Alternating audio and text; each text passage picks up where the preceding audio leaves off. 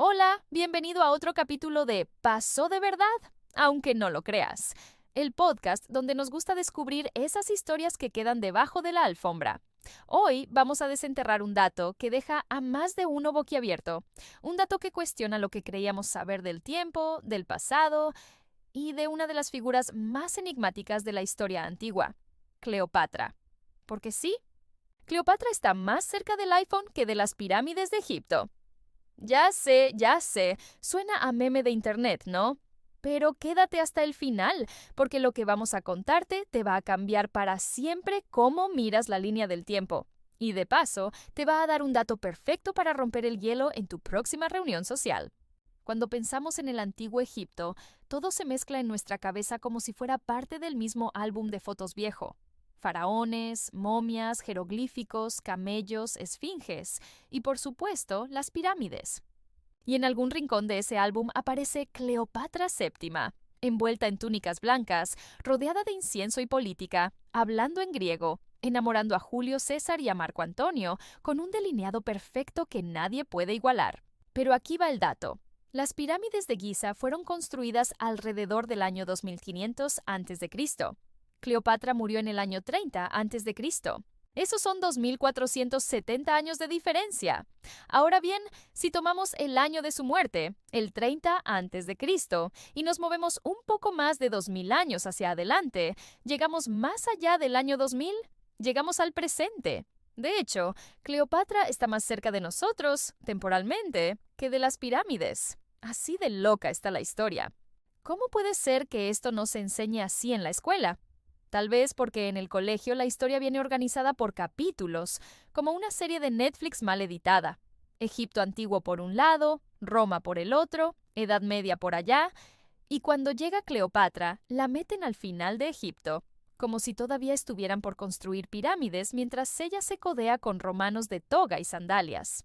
Pero no, Cleopatra no era una reina de los constructores de pirámides. Ella vivió más cerca de los emperadores romanos que de Keops o Kefren, más cerca de los acueductos que de las tumbas milenarias. Y eso cambia mucho la imagen que tenemos.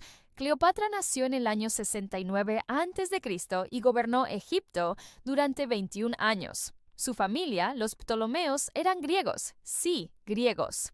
Ni siquiera eran egipcios de pura cepa. Eran descendientes de uno de los generales de Alejandro Magno que se adueñaron de Egipto cuando se cayó el imperio de Alejandro. Y ella fue la última reina antes de que Egipto pasara a ser parte del imperio romano. Lo que hizo Cleopatra fue resistir. Usó todos los recursos a su alcance. Alianzas, seducción, política, guerra, todo. Pero no funcionó. Ahora bien, antes de seguir, un momento importante. Si te está gustando este capítulo, si te sorprendiste con el dato de Cleopatra y las pirámides, suscríbete al canal. No cuesta nada y a nosotros nos ayuda muchísimo a seguir trayéndote estas historias que parecen ficción, pero que pasaron de verdad. Y si además le das like, el algoritmo se pone contento y nos muestra a más gente como tú. ¿Hecho? Seguimos. Entonces, ¿qué tiene que ver Cleopatra con el iPhone? Hagamos cuentas. Cleopatra murió en el 30 a.C.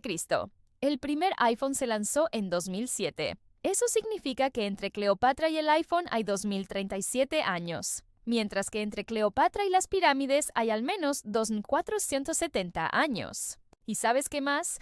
Si uno lo piensa bien, muchas de las cosas que imaginamos como contemporáneas están lejísimos entre sí. Por ejemplo, el fax fue inventado antes que el teléfono, y la Universidad de Oxford ya existía cuando los aztecas fundaban Tenochtitlán. La historia es un rompecabezas gigante, y nosotros solo vemos unas pocas piezas. Cleopatra no vivía en pirámides, vivía en palacios con columnas, rodeada de rollos de papiro y política romana. Hablaba varios idiomas, era culta, inteligente y jugaba el juego del poder con la habilidad de una estratega moderna.